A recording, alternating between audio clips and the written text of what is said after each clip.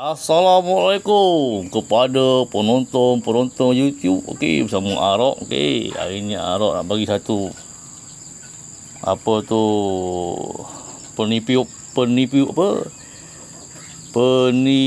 satu. Okey.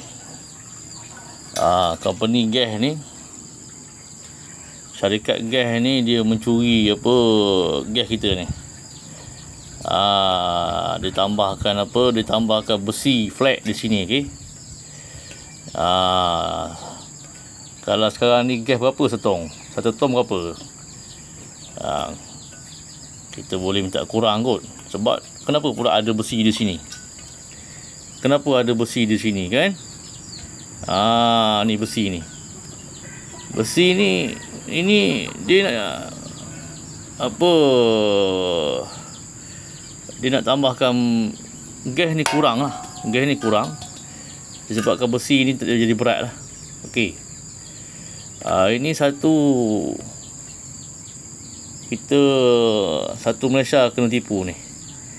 Satu Malaysia kena tipu kerana gas ni. Gas ni tak penuh mana pun, tapi disebabkan ada besi ni. Besi ni gas jadi berat. Ditambah sini. Kenapa pula ditambah sini? Yang lain tak ada. Yang lain okey je.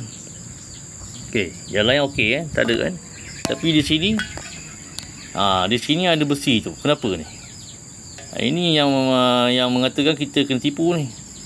Tak tahulah company gas ke atau company kedai ke. Gas lah ni. Dia nak timbang berat gas ni, ngam-ngam dia tipu kita punya gas ni. Ini tak boleh ni. Ini kena boleh buat report polis ni. Ini kena buat report ni. Ada kecurian ni.